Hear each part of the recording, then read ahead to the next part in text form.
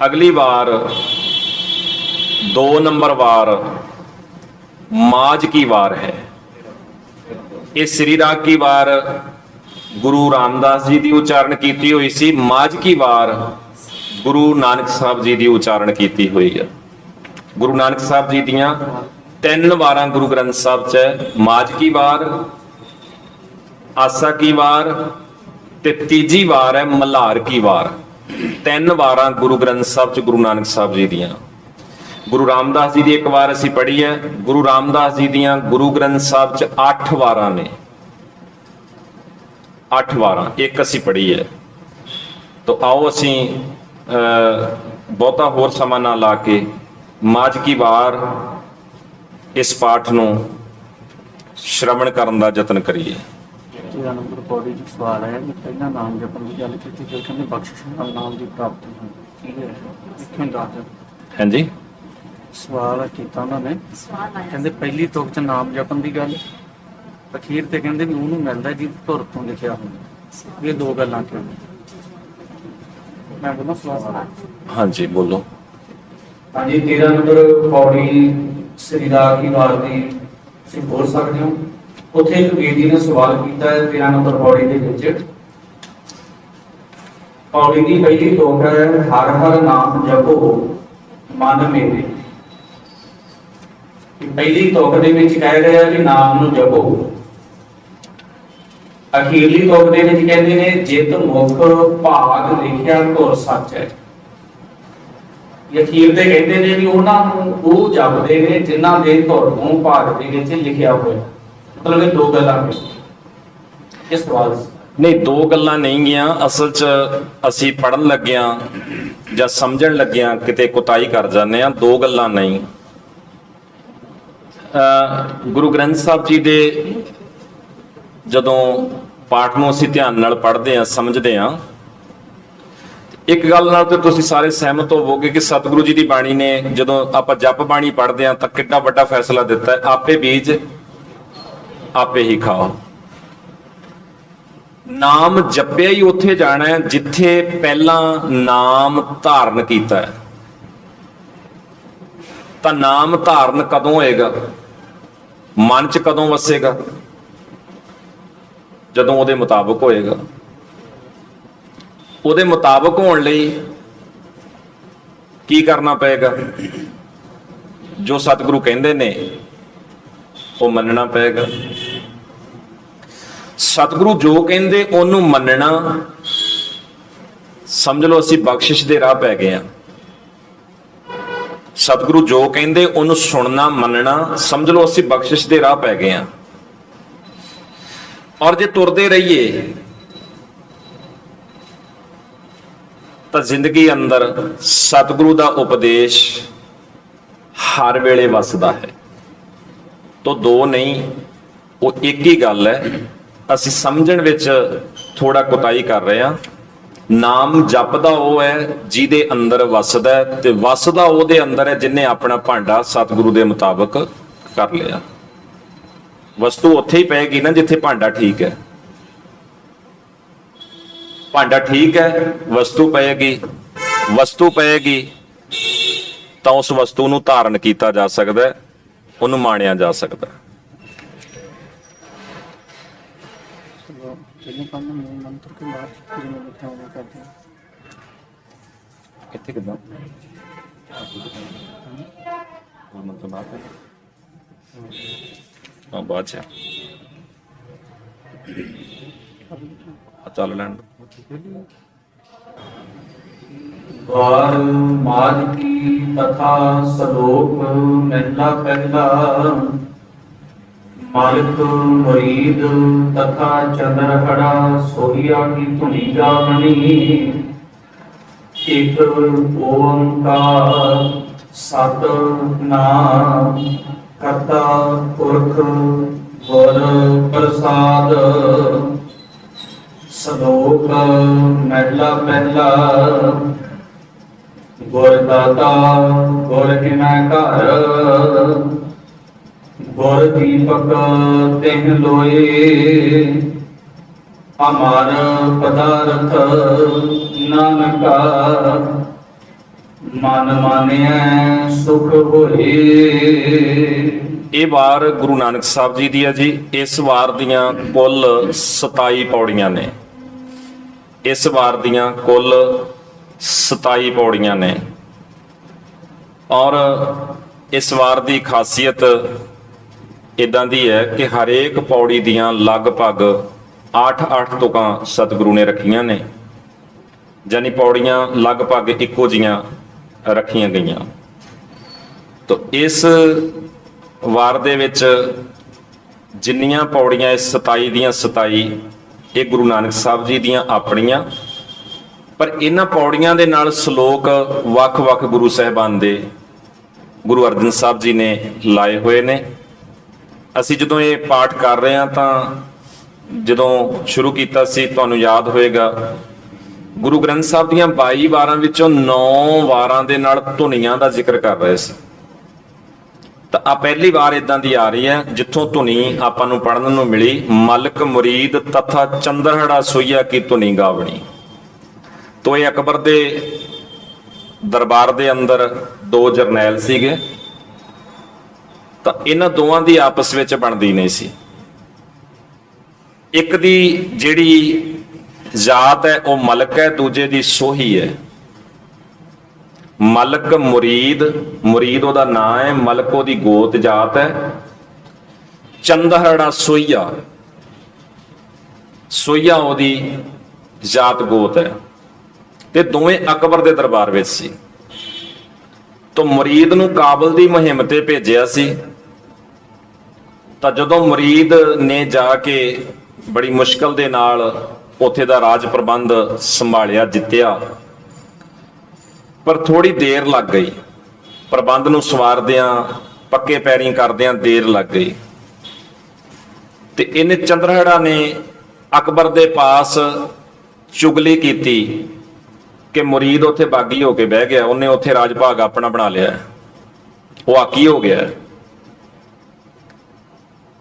ਤਾਂ ਮਲਕ ਦੇ ਖਿਲਾਫ ਫੌਜ ਚਾੜੀ ਗਈ ਕਿ ਜੇ ਉਹ ਆਕੀ ਹੋਇਆ ਤਾਂ ਉਹਨੂੰ ਆਕੀ ਨੂੰ ਬੰਨ੍ਹ ਕੇ ਲਿਆਂਦਾ ਜਾਵੇ। ਉਹਦੇ ਖਿਲਾਫ ਵੀ ਫੌਜ ਚਾੜੀ ਗਈ। ਇਹਨੂੰ ਚੰਦਰਹੜਾ ਨੂੰ ਹੀ ਨਾਲ ਤੋਰਿਆ ਗਿਆ, ਤੂੰ ਵੀ ਜਾ। ਇਹ ਫੌਜ ਲੈ ਕੇ ਗਿਆ, ਲੜਾਈ ਹੋਈ, ਕਮਸਾਨ ਦਾ ਉੱਥੇ ਯੁੱਧ ਹੋਇਆ, ਔਰ ਦੋਵੇਂ ਹੀ ਜੰਗ ਵਿੱਚ ਆਪੋ ਵਿੱਚ ਲੜ ਕੇ ਮਾਰੇ ਗਏ। ਦੋਵੇਂ ਹੀ ਮਾਰੇ ਗਏ। ਢਾਡੀਆਂ ਨੇ ਇਸ ਵਾਰ ਨੂੰ, ਜਾਂ ਕਹਿ ਲਓ ਕਿ ਜਿਹੜੀ ਚੰਦਰਹੜਾ ਨੇ ਚੁਗਲੀ ਕੀਤੀ ਆ, ਉਸ ਔਗਣ ਨੂੰ ਤੇ ਮਲਕ ਮੁਰੀਦ ਦੇ ਉੱਥੇ ਜਾ ਕੇ ਬਹਾਦਰੀ ਨਾਲ ਲੜਨ ਵਾਲੇ ਕਿਸੇ ਨੂੰ ਸਮਾਜ ਵਿੱਚ ਬਾਖੂਬੀ ਗਾਇਆ। ਸਤਿਗੁਰੂ ਜੀ ਨੇ ਇਸ ਵਾਰ ਨੂੰ ਇਸ ਟਿਊਨਿੰਗ ਤੇ, ਇਸ ਤਰਜ਼ ਤੇ, ਇਸ ਧੁਨ ਦੇ ਉੱਤੇ ਗਾਉਣ ਦੀ ਹਦਾਇਤ ਕੀਤੀ ਹੈ। 9 ਵਾਰਾਂ ਚੋਂ ਪਹਿਲੀ ਵਾਰ ਇਹ ਹੈ ਜਿਹਦੇ ਉੱਤੇ ਸਾਨੂੰ ਇਹ ਧੁਨੀ ਪੜਨ ਨੂੰ ਮਿਲ ਰਹੀ ਆ। ਸਤਿਗੁਰੂ ਜੀ ਦਾ ਪਹਿਲਾ ਸ਼ਲੋਕ, ਗੁਰੂ ਦਾਤਾ ਹੈ, ਗੁਰ ਹਿਵੈ ਘਰ, ਹਿਵੈ ਹਿਮ ਬਰਫ। ਗੁਰੂ ਬਰਫ ਦਾ ਘਰ ਹੈ, ਠੰਡਕ ਦਾ ਘਰ ਹੈ।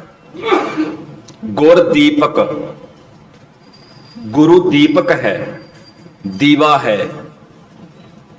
ਚਾਨਣ ਦਾ ਮੁਜੱਸਮਾ ਹੈ। ਸਤਿਗੁਰੂ ਨੇ ਕਿੰਨੇ ਭਾਵਪੂਰਤ ਢੰਗ ਦੇ ਨਾਲ ਗੁਰੂ ਦੀ ਵਿਆਖਿਆ ਸਾਡੇ ਸਾਹਮਣੇ ਲਿਆਂਦੀ। ਦਾਤਾ ਹੈ, ਦਾਤਾਂ ਦਿੰਦਾ ਹੈ। ਗੁਰੂ ਠੰਡਕ ਦਾ ਘਰ ਹੈ।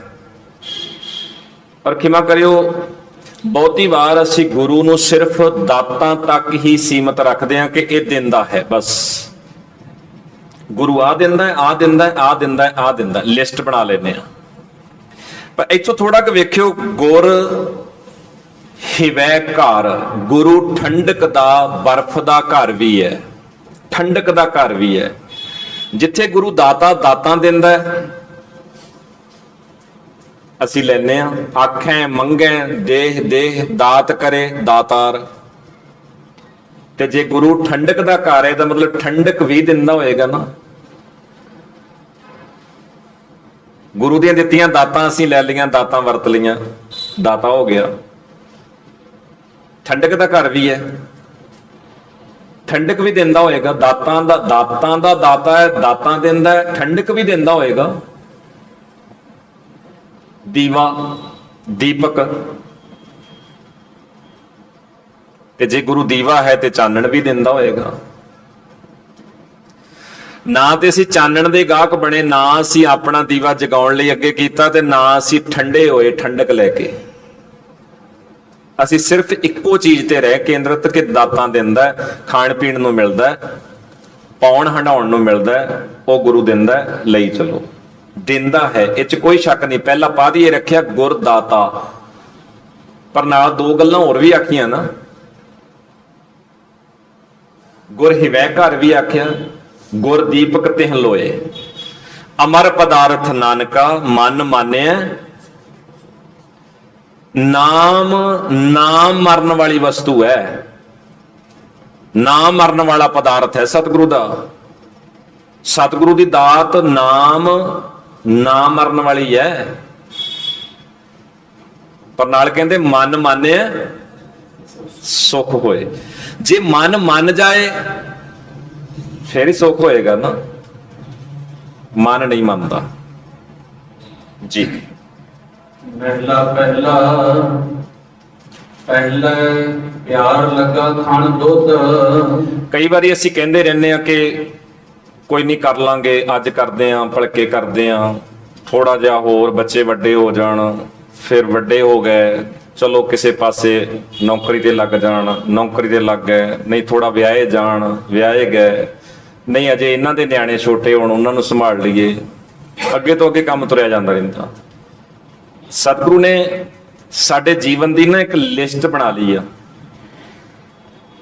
ਇੱਕ ਲਿਸਟ ਬਣਾ ਲਈ, ਔਰ ਉਹ ਲਿਸਟ ਬਣਾ ਕੇ ਆ ਸਾਡੇ ਸਾਹਮਣੇ ਇਸ ਸ਼ਲੋਕ ਵਿੱਚ ਰੱਖੀ ਕਿ ਤੂੰ ਇਦਾਂ ਕਰਦਿਆਂ ਸ਼ੁਰੂਆਤ ਤੋਂ ਜਨਮ ਤੋਂ ਲੈ ਕੇ ਲਗਾਤਾਰ ਖਿਸਕਦਾ ਅਖੀਰ ਤੱਕ ਖਿਸਕਿਆ, ਉੱਥੇ ਤੱਕ ਖਿਸਕਿਆ 10ਵੇਂ ਦੱਦਾ ਹੋਆ ਸਵਾ ਹੋਣ ਤੱਕ ਤੂੰ ਖਿਸਕਦਾ ਹੀ ਗਿਆ। ਤੇ ਜਿਹੜੀ ਗੱਲ ਤੈਨੂੰ ਪੁੱਛੀ ਗਈ, ਜਿਹੜੀ ਗੱਲ ਕਰਨੀ ਸੀ, ਪਹਿਲਾ ਸ਼ਲੋਕ ਨਾਲ ਹੈ ਨਾ, ਉਹ ਚੇਤੇ ਰੱਖਣਾ। ਜਿਹੜੀ ਗੱਲ ਕਰਨੀ ਸੀ, ਜਿਹੜੀ ਪੁੱਛੀ ਗਈ, ਉਹ ਤਾਂ ਕਿਤੇ ਲੱਭੀ ਨਹੀਂ ਇਸ ਲਿਸਟ ਵਿੱਚੋਂ, ਉਹ ਤਾਂ ਲੱਭੀ ਨਹੀਂ। ਹੋਰ ਸੌਖਿਆਂ ਕਰ ਦੇਣ। ਇਹ ਸਰੀਰਾ ਮੇਰਿਆ ਇਸ ਜਗ ਮੈਂ ਆਏ ਕਹਿ, ਕਿਆ ਤੁਧ ਕਰਮ ਕਮਾਇਆ। ਕੀ ਕੰਮ ਕੀਤਾ? ਤੇ ਕੰਮਾਂ ਦੀ ਤਾਂ ਲਿਸਟ ਬੜੀ ਲੰਬੀ ਹੈ ਕਿ ਕਰਮ ਕਮਾਇਆ ਤੁਧ ਸਰੀਰਾ, ਜਾਂ ਤੂੰ ਜਗ ਮਹਿ ਆਇਆ। ਜਦੋਂ ਤੂੰ ਜਗ ਵਿੱਚ ਆਇਆ ਕੀ ਕੰਮ ਕੀਤਾ? ਤੇ ਲਿਸਟ ਬੜੀ ਲੰਬੀ ਹੈ। ਸਤਿਗੁਰੂ ਕਹਿੰਦੇ ਇਹ ਕਰਦੇ ਆ ਤੂੰ, ਠੀਕ ਹੈ, ਤੇਰੀ ਲੋੜ ਹੈ, ਤੂੰ ਕਰੀ ਜਾ ਰਿਹਾ, ਪਰ ਇੱਕ ਕੰਮ ਹੋਰ ਵੀ ਬੜਾ ਜ਼ਰੂਰੀ ਸੀ। ਜਿਨ ਹਰ ਤੇਰਾ ਰਚਨ ਰਚਿਆ, ਮੈਂ ਆਹ ਲੱਭਦਾ ਤੇਰੇ ਕੰਮਾਂ ਚੋਂ ਵੀ ਇਹ ਕਿੱਥੇ ਆ। ਆਹ ਲੰਬੀ ਚੌੜੀ ਲਿਸਟ ਬਣਾਈ, ਇਦਾਂ ਕਹਿ ਲਓ 10 ਸਟੇਜਾਂ ਸਾਡੀਆਂ ਬਣਾ ਲੀਆਂ। 10 ਸਟੇਜਾਂ ਬਣਾ ਕੇ ਸਤਿਗੁਰੂ ਪੁੱਛਦੇ ਨੇ ਜਿਹੜੀ ਗੱਲ ਉਹ ਹੈ ਕਿੱਥੇ ਹੈ, ਗੁਰੂ ਵਾਲਾ ਪੱਖ ਕਿੱਥੇ ਹੈ।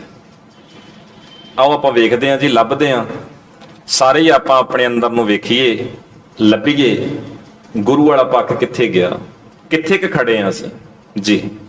ਪਹਿਲਾ ਪਿਆਰ ਲੱਗਾ ਖਾਣ ਦੁੱਧ, ਦੂਜਾ ਮਾਏ ਬਾਪ ਕੀ ਸੁਧ, ਤੀਜਾ ਭਈਆ ਭਾਗੀ ਬੇਬ, ਚੌਥਾ ਪਿਆਰ ਉਪਨੀ ਖੇਡ, ਪੰਜਵਾਂ ਖਾਣ ਪੀਣ ਕੀ ਧਾਤ।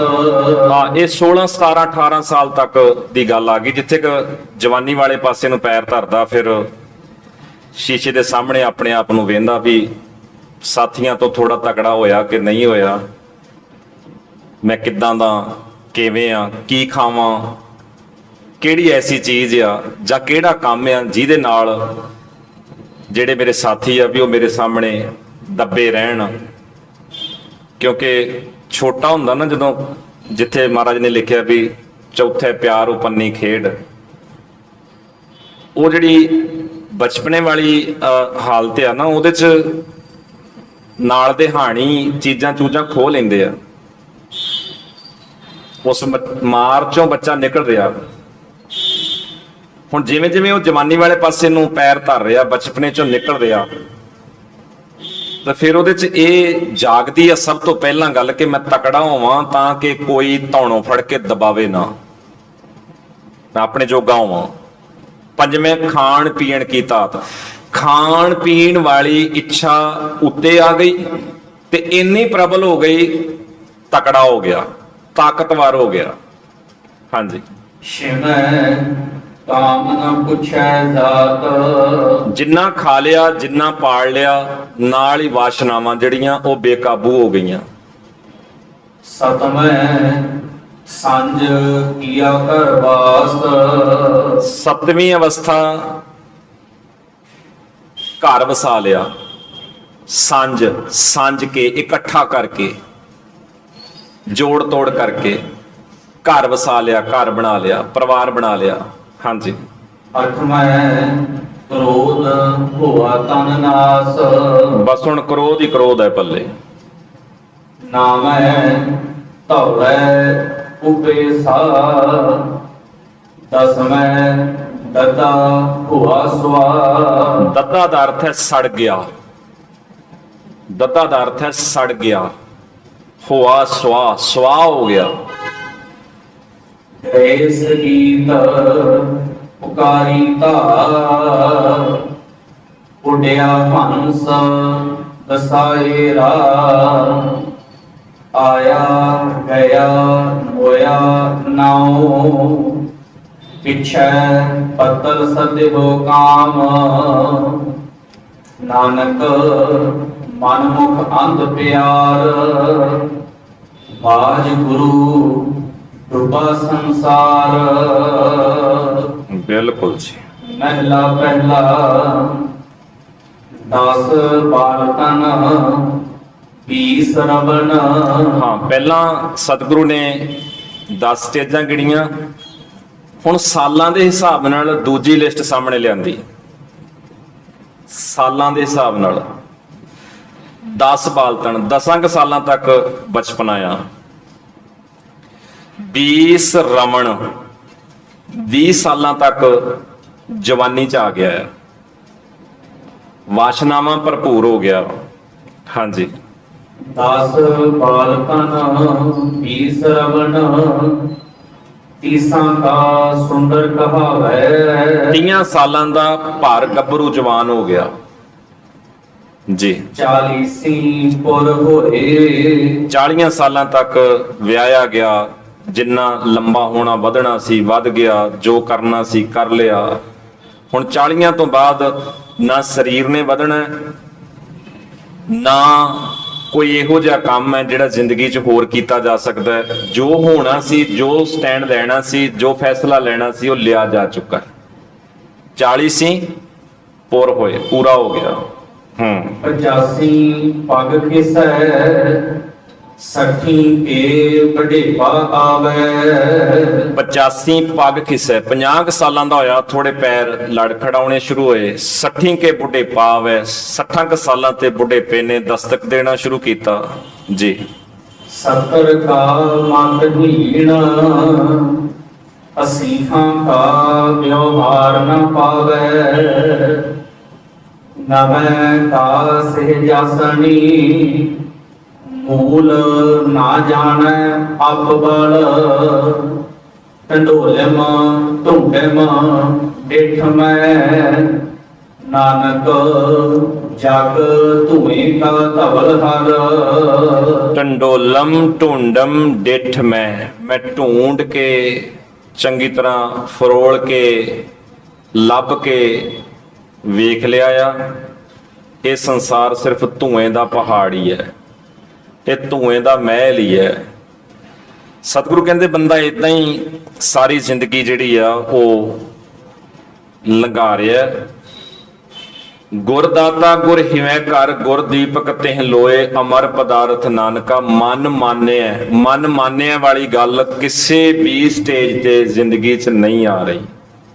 ਹਾਂਜੀ। ਪੌੜੀ ਕਰਤਾ ਪੁਰਖ ਅਗੰਮ ਹੈ, ਆਪ ਸ੍ਰੇਸ਼ਟ ਉਪਾਤੀ। ਰੰਗ ਪਰੰਗ ਉਪਾਰਜਨਾ, ਬਹੁ ਵਿਦ ਭੰਗੀ।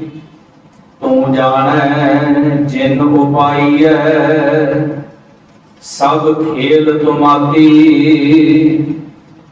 ਇਕ ਆਵੈ ਇਕ ਜਾਹੇ ਉਠ, ਬਿਨ ਨਾਮੈ ਮਰ ਜਾਤੀ। ਗੁਰਮੁਖ ਰੰਗ ਚਲੂਲਿਆ, ਰੰਗ ਹਰ ਰੰਗ ਰਾਤੀ। ਸੋ ਸੇਵੋ ਸਤ ਨਿਰੰਜਨੋ, ਹਰ ਪੁਰਖ ਵਿਦਾਤੀ। ਤੂੰ ਆਪੇ ਆਪ ਸੁਜਾਨ ਹੈ, ਵੱਡ ਪੁਰਖ ਵਡਾਤੀ। ਜੋ ਮਨ ਚਿਤ ਤੁਧ ਧਿਆਈਂਦੇ, ਮੇਰੇ ਸੱਚਿਆ। ਬਲ ਬਲ ਹਉ ਤਿਨ ਜਾਤੀ। ਟਾਈਮ ਦੇ ਮਿੱਥੇ ਹੋਏ ਦੇ ਮੁਤਾਬਕ ਇੱਥੇ ਹੀ ਇਸ ਪਾਠ ਦੀ ਸਮਾਪਤੀ ਕਰ ਰਹੇ ਹਾਂ ਜੀ। ਬਾਕੀ ਕੱਲ ਨੂੰ ਆਪਾਂ ਫਿਰ ਅੱਗੇ ਹੋਰ ਪਾਠ ਕਰਾਂਗੇ।